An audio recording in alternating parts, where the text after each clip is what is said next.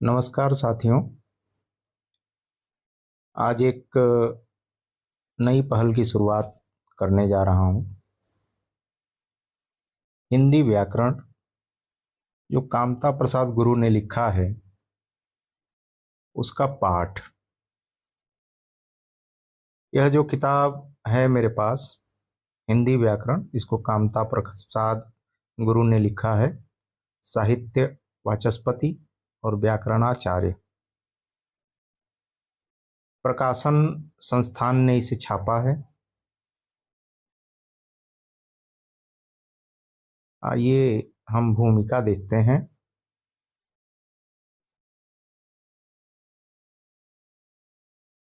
भूमिका। यह हिंदी व्याकरण काशी नागरी पचारणी सभा के अनुरोध और उत्तेजन से लिखा गया है।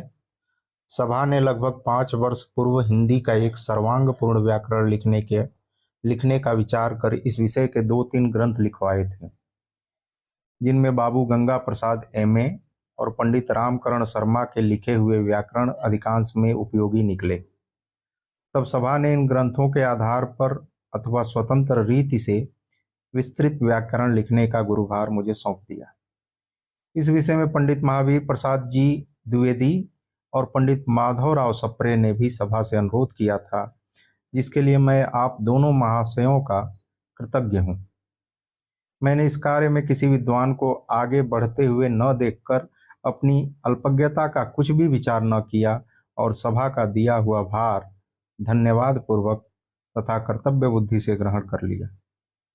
उस भार को अब मैं 5 वर्ष के पश्चात इस पुस्तक के रूप में यह कहकर सभा को लौटाता हूँ कि अर्पित है गोविंद तुम्ही को वस्तु तुम्हारी।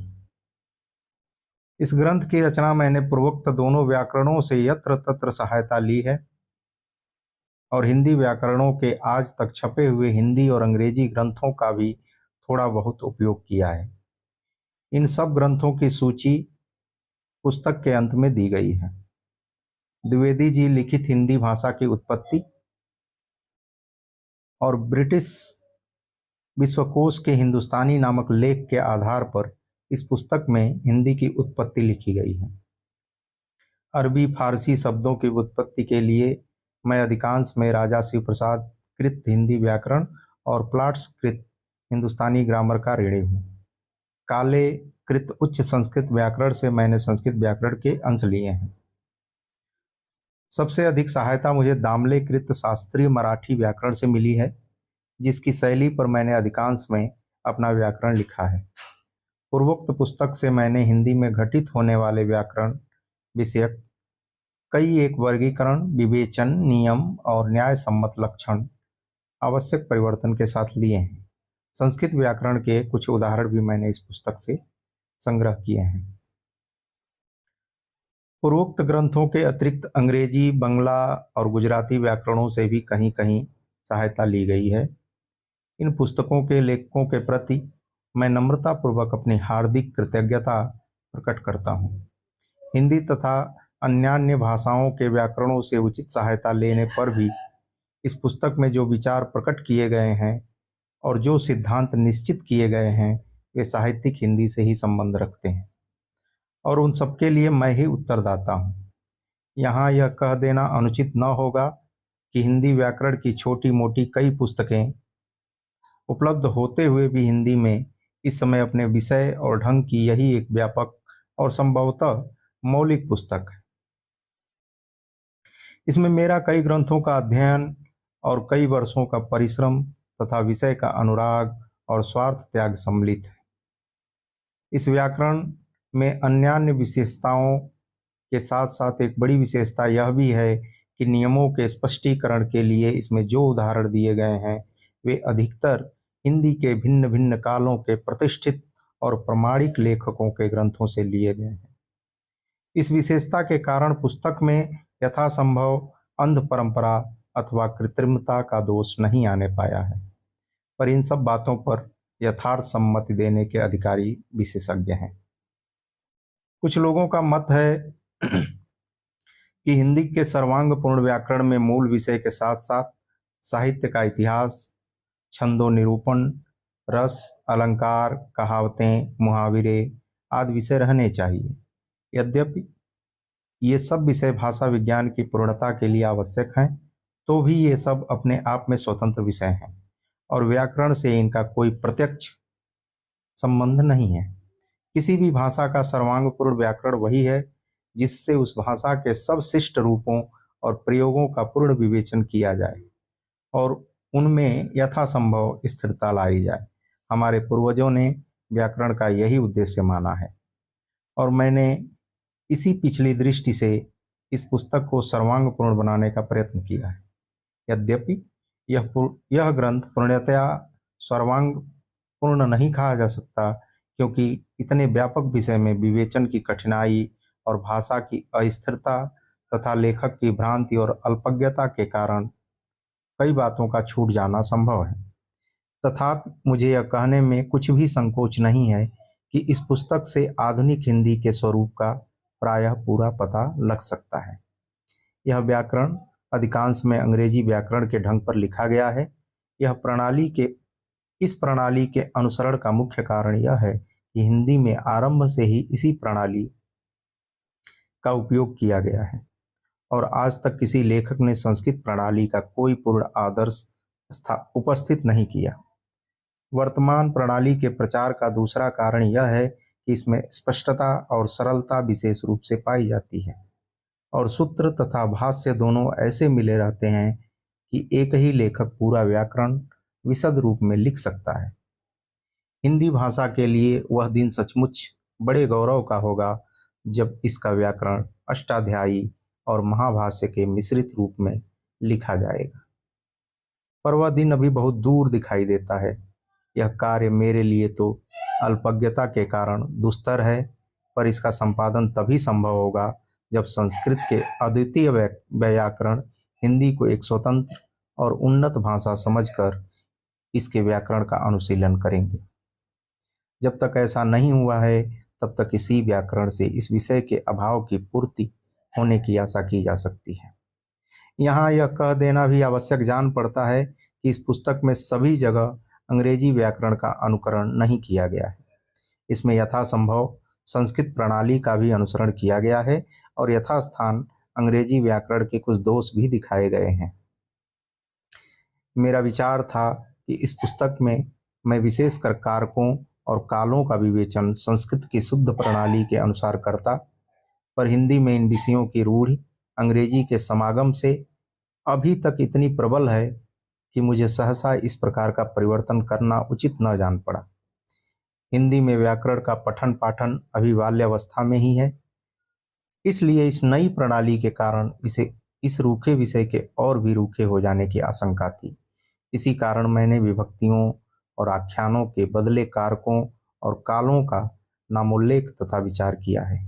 यदि आवश्यकता जान पड़ेगी तो ये विषय किसी अगले संस्करण में परिवर्तन कर दिए जाएंगे। तब तक संभवतः विभक्तियों को मूल शब्दों में मिलाकर लिखने के विषय में कुछ सर्वसम्मत निश्चय हो जाएगा। इस पुस्तक में, जैसा कि ग्रंथ में अन्यत्र पृष्ठ 78 पर कहा है, अधिकांश में वही पारिभाषिक शब्दावली रखे गए हैं जो हिंदी में भाषा भास्कर के द्वारा प्रचलित हो गए हैं। यथार्थ में ये सब शब्द संस्कृत व्याकरण के हैं, जिससे मैंने और भी कुछ शब्द लिए हैं। थोड़े बहुत आवश्यक पारिभाषिक शब्द मराठी तथा बंगला भाषाओं के व्याकरणों से लिए गए हैं और उपर्युक्त शब्दों के अभाव में कुछ शब्दों की रचना मैंने स्वयं की है। व्याकरण की उपयोगिता और आवश्यकता इस पुस्तक में यथास्थान बतलाई गई है, तथा यहाँ इतना कहना उचित जान पड़ता है कि किसी भी भाषा के व्याकरण का निर्माण उसके साहित्य की पूर्ति का कारण होता है और उसकी प्रगति में सहायता देता है। भाषा की सत्ता स्वतंत्र होने पर भी व्याकरण का सहायक अनुयायी बनकर उसे समय समय और स्थान स्थान पर जो आवश्यक सूचनाएं देता है, उसे भाषा का लाभ होता है। जिस प्रकार किसी संस्था के संतोषपूर्वक चलने के लिए सर्वसम्मत नियमों की आवश्यकता होती है, उसी प्रकार भाषा की चंचलता दूर करने और उसे व्यवस्थित रूप में रखने के लिए व्याकरण ही प्रधान और सर्वोत्तम साधन है। हिंदी भाषा के लिए वह नियंत्रण और भी आवश्यक है, क्योंकि इसका स्वरूप उपभाषाओं की खींचातानी में अनिश्चित सा हो रहा है। हिंदी व्याकरण का प्रारंभिक इतिहास अंधकार में पड़ा हुआ है। हिंदी भाषा के पूर्व रूप अपभ्रंश का व्याकरण हेमचंद्र ने 12वीं शताब्दी में लिखा है, पर हिंदी व्याकरण के प्रथम आचार्य का पता नहीं लगता। इसमें संदेह नहीं कि हिंदी के आरंभ काल में व्याकरण की आवश्यकता नहीं थी, क्योंकि एक तो स्वयं भाषा ही उस समय अपूर्णावस्था में थी, और दूसरे लेखकों को अपनी मातृभाषा के ज्ञान और प्रयोग के लिए उस समय व्याकरण की विशेष आवश्यकता प्रतीत नहीं होती थी। उस समय लेखों में गद्य का अधिक प्रचार न होने के कारण भाषा के सिद्धांतों की ओर संभवतः लोगों का ध्यान भी नहीं जाता था। जो हो, हिंदी के आदि व्याकरण का पता लगाना स्वतंत्र खोज का विषय है। मुझे जहाँ तक पुस्तकों से पता लग सका है, हिंदी व्याकरण के आदि निर्माता अंग्रेज थे, जिन्हें ईसवी सन की 19वीं शताब्दी के आरंभ में इस भाषा के विधिवत अध्ययन की आवश्यकता हुई थी। उस समय कलकत्ते के फोर्ट विलियम कॉलेज के अध्यक्ष डॉक्टर गिलक्राइस्ट ने अंग्रेजी में हिंदी का एक व्याकरण लिखा था। उन्हीं के समय में प्रेम सागर के रचयिता लल्लू जी लाल ने कवायद के नाम से हिंदी व्याकरण की एक छोटी पुस्तक रची थी। मुझे इन दोनों पुस्तकों को देखने का सौभाग्य प्राप्त नहीं हुआ, पर इनका उल्लेख अंग्रेजी के लिखे हिंदी व्याकरण में तथा हिंदी साहित्य के इतिहास में पाया जाता है। लल्लू जी लाल के व्याकरण के लगभग 25 वर्ष पश्चात कलकत्ते के पादरी आदम साहब ने हिंदी व्याकरण की एक छोटी सी पुस्तक लिखी, जो कई वर्षों तक स्कूलों में प्रचलित रही। इस पुस्तक में अंग्रेजी व्याकरण के ढंग पर हिंदी व्याकरण के कुछ साधारण नियम दिए गए हैं। पुस्तक की भाषा पुरानी, पंडिताऊ और विदेशी लेखक की स्वाभाविक भूलों से भरी हुई है। इसके पारिभाषिक शब्द बंगला व्याकरण के लिए गए जान पड़ते हैं, और हिंदी में उन्हें समझाते समय विषय की कई भूलें भी हो गई हैं।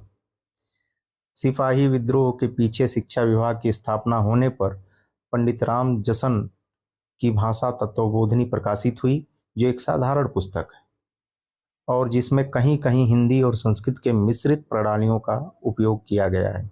इसके पीछे पंडित श्री लाल का भाषा चंद्रोदय प्रकाशित हुआ, जिसमें हिंदी व्याकरण के कुछ अधिक नियम पाए जाते हैं। फिर सन 1869 ईस्वी में बाबू नवीन चंद्र राय कृत नवीन चंद्रोदय निकला। राय महाशय पंजाबी निवासी बंगाली और वहाँ के शिक्षा विभाग के उच्च कर्मचारी थे। आपने अपनी पुस्तक में भाषा चंद्रोदय का उल्लेख कर उसके विषय में जो कुछ लिखा है, उससे आपकी कृति का पता लगता है। आप लिखते हैं, भाषा चंद्रोदय की रीति स्वाभाविक है, पर इसमें सामान्य व अनावश्यक विषयों का विस्तार किया गया है, और जो अत्यंत आवश्यक था, अर्थात संस्कृत शब्द जो भाषा में व्यवहृत होते हैं, उनके नियम यहाँ नहीं दिए गए। नवीन चंद्रोदय में भी संस्कृत प्रणाली का आंशिक अनुसरण पाया जाता है। इसके पश्चात पंडित हरिगोपाल पाध्याय ने अपनी भाषा तत्व दीपिका लिखी। पाध्याय महाशय महाराष्ट्री थे, अतएव उन्होंने मराठी व्याकरण के अनुसार कारक और विभक्ति का विवेचन संस्कृत की रीति पर किया है, और कई एक पारिभाषिक शब्द मराठी व्याकरण से लिए हैं। पुस्तक की भाषा में स्वभावतः मराठीपन पाया जाता है। यह पुस्तक बहुत कुछ अंग्रेजी ढंग पर लिखी गई है। लगभग इसी समय सन 1875 ईस्वी में राजा शिव प्रसाद का हिंदी व्याकरण निकला। इस पुस्तक में दो विशेषताएं हैं।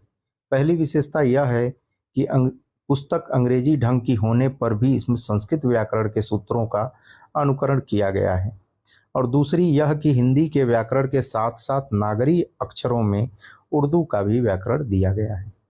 इस समय हिंदी और उर्दू के स्वरूप के विषय में वाद विवाद उपस्थित हो गया था, और राजा साहब दोनों बोलियों को एक बनाने के प्रयत्न में अगुआ थे। इसलिए आपको ऐसा दोहरा व्याकरण बनाने की आवश्यकता हुई। इसी समय भारतेंदु हरिश्चंद्र जी ने बच्चों के लिए एक छोटा सा हिंदी व्याकरण लिखकर इस विषय की उपयोगिता और आवश्यकता सिद्ध कर दी।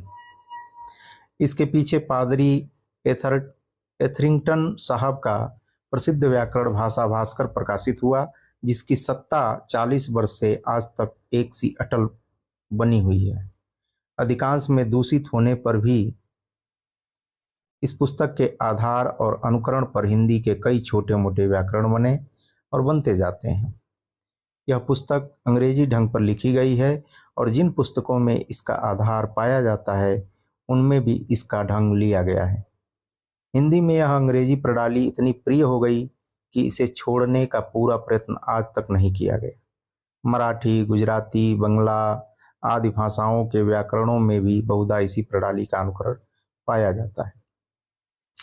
इधर गत 25 वर्षों के भीतर हिंदी के छोटे मोटे कई एक व्याकरण प्रकाशित हुए हैं, जिनमें विशेष उल्लेख पंडित केशवराम भट्ट कृत हिंदी व्याकरण, ठाकुर रामचरण सिंह कृत भाषा प्रभाकर, पंडित राम अवतार शर्मा का हिंदी व्याकरण, पंडित विश्वेश्वर दत्त शर्मा का भाषा तत्व प्रकाश और पंडित राम दहीन मिश्र का प्रवेशिका हिंदी व्याकरण है। इन व्याकरणों में किसी ने प्रायः देसी, किसी ने पूर्णतया विदेशी और किसी ने मिश्रित प्रणाली का अनुकरण किया है। पंडित गोविंद नारायण मिश्र ने विभक्ति विचार लिखकर हिंदी विभक्तियों की व्युत्पत्ति के विषय में गवेषणापूर्ण समालोचना की है और हिंदी व्याकरण के इतिहास में एक नवीनता का समावेश किया है। मैंने अपने व्याकरण में पूर्वोक्त प्रायः सभी पुस्तकों के अधिकांश विवादमान विषयों की यथास्थान कुछ चर्चा और परीक्षा की है। इस पुस्तक का प्रकाशन आरंभ होने के पश्चात पंडित अंबिका प्रसाद वाजपेयी की हिंदी कौमुदी प्रकाशित हुई, इसलिए अन्यान्य पुस्तकों के समान इस पुस्तक के किसी विवेचन का विचार मेरे ग्रंथ में न हो सका। हिंदी कौमुदी अन्यान्य सभी व्याकरणों की अपेक्षा अधिक व्यापक, प्रामाणिक और शुद्ध है। कैलाग, ग्रीव्ज, पिंकाट आदि विदेशी लेखकों ने हिंदी व्याकरण की उत्तम पुस्तकें अंग्रेजों के लाभार्थ अंग्रेजी में लिखी हैं, पर इन ग्रंथों में किए गए विवेचनों की परीक्षा मैंने अपने ग्रंथ में नहीं की, क्योंकि भाषा की अशुद्धता की दृष्टि से विदेशी लेखक पूर्णतया प्रामाणिक नहीं माने जा सकते। ऊपर हिंदी व्याकरण का गत प्रायः 100 वर्षों का संक्षिप्त इतिहास दिया गया है। इससे जाना जाता है कि हिंदी भाषा के जितने व्याकरण आज तक हिंदी में लिखे गए हैं वे विशेषकर पाठशालाओं के छोटे छोटे विद्यार्थियों के लिए निर्मित हुए हैं। उनमें बहुधा साधारण स्थूल नियम ही पाए जाते हैं, जिससे भाषा की व्यापकता पर पूरा प्रकाश नहीं पड़ सकता। शिक्षित समाज ने उनमें से एक किसी भी व्याकरण को अपनी विशेष रूप से प्रमाणिक नहीं माना है। हिंदी व्याकरण के इतिहास में एक विशेषता यह भी है कि अन्य भाषाभाषी भारतीयों ने भी इस भाषा का व्याकरण लिखने का उद्योग किया है, जिससे हमारी भाषा की व्यापकता, इसके प्रामाणिक व्याकरण की आवश्यकता और साथ ही हिंदी भाषा व्याकरणों के अभाव अथवा उनकी उदासीनता ध्वनित होती है। हिंदी भाषा के लिए यह एक बड़ा शुभ चिन्ह है कि कुछ दिनों से हिंदी भाषी लेखकों, विशेषकर शिक्षकों का ध्यान इस विषय की ओर आकृष्ट हो रहा है। हिंदी में अनेक उपभाषाओं के होने तथा उर्दू के साथ अनेक वर्षों से इसका संपर्क रहने के कारण हमारी भाषा की रचना शैली अभी तक बहुधा इतनी अस्थिर है कि इस भाषा के व्याकरण को व्यापक नियम बनाने में कठिनाइयों का सामना करना पड़ता है। ये कठिनाइयाँ भाषा के स्वाभाविक संगठन से भी उत्पन्न होती हैं, पर निरंकुश लेखक उन्हें और भी बढ़ा देते हैं। हिंदी के स्वराज्य में हम मन्य लेखक बहुधा स्वतंत्रता का दुरुपयोग किया करते हैं और व्याकरण के शासन का अभ्यास न होने के कारण इस विषय के उचित आदेशों को भी पराधीनता मान लेते हैं। प्रायः लोग इस बात को भूल जाते हैं कि साहित्यिक भाषा सभी देशों और कालों में लेखकों की मातृभाषा अथवा बोलचाल की भाषा से थोड़ा बहुत भिन्न रहती है और वह मातृभाषा के समान अभ्यास से ही आती है। ऐसी अवस्था में केवल स्वतंत्रता के आदेश से वशीभूत होकर शिष्ट भाषा पर विदेशी भाषाओं अथवा प्रांतीय बोलियों का अधिकार चलाना एक प्रकार की राष्ट्रीय अराजकता है। यदि स्वयं लेखकगण अपनी साहित्यिक भाषा को योग्य अध्ययन और अनुकरण से शिष्ट, स्पष्ट और प्रमाणिक बनाने की चेष्टा न करेंगे तो व्याकरण प्रयोग सरल का सिद्धांत कहाँ तक मान सकेगा। मैंने अपने व्याकरण में प्रसंगानुरोध से प्रांतीय बोलियों का थोड़ा बहुत विचार करके केवल साहित्यिक हिंदी का विवेचन किया है। पुस्तक में विषय विस्तार के द्वारा यह प्रयत्न भी किया गया है कि हिंदी पाठकों की रुचि व्याकरण की ओर प्रवृत्त हो।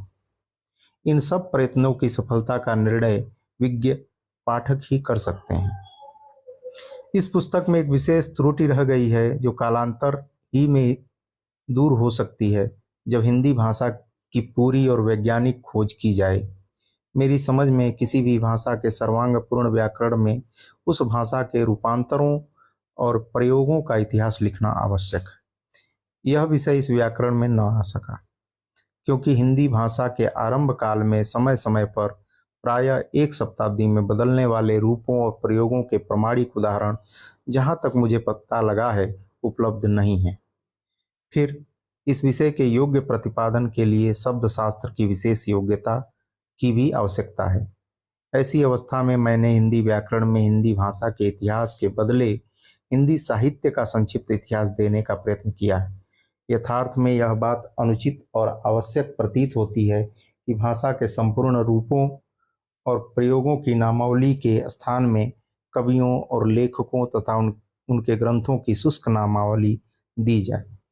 मैंने यह विषय केवल इसलिए लिखा है कि पाठकों को प्रस्तावना के रूप में अपनी भाषा की महत्ता का थोड़ा बहुत अनुमान हो जाए। हिंदी के व्याकरण का सर्वसम्मत होना परम आवश्यक है। इस विचार से काशी नागरी प्रचारणी सभा ने इस पुस्तक को दोहराने के लिए एक संशोधन समिति निर्वाचित की थी, उसने गत दशहरे की छुट्टियों में अपनी बैठक की और आवश्यक किंतु साधारण परिवर्तन के साथ इस व्याकरण को सर्वसम्मति से स्वीकृत कर लिया। यह बात लेखक, हिंदी भाषा और हिंदी भाषियों के लिए अत्यंत लाभदायक और महत्वपूर्ण है। इस समिति के लिखित सदस्यों ने बैठक में भाग लेकर पुस्तक संशोधनादि कार्यों में अमूल्य सहायता दी है। आचार्य पंडित महावीर प्रसाद द्विवेदी, साहित्याचार्य पंडित राम अवतार शर्मा MA, पंडित चंद्रधर शर्मा गुलेरी BA,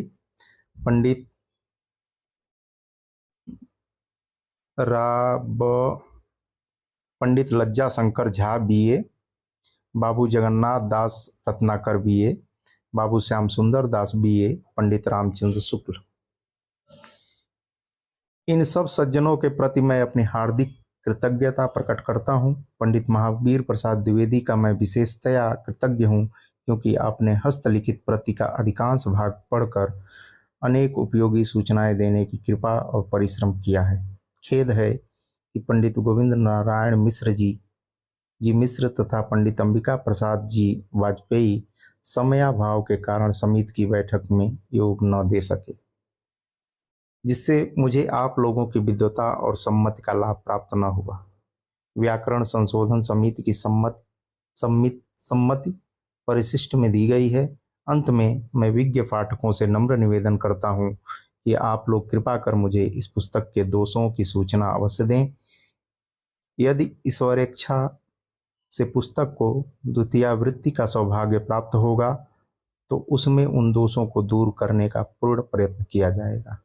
तब तक पाठकगण कृपा कर हिंदी व्याकरण के सार को उसी प्रकार ग्रहण करें जिस प्रकार संत हंस गुण गहई पय परिहरिवारि विकार।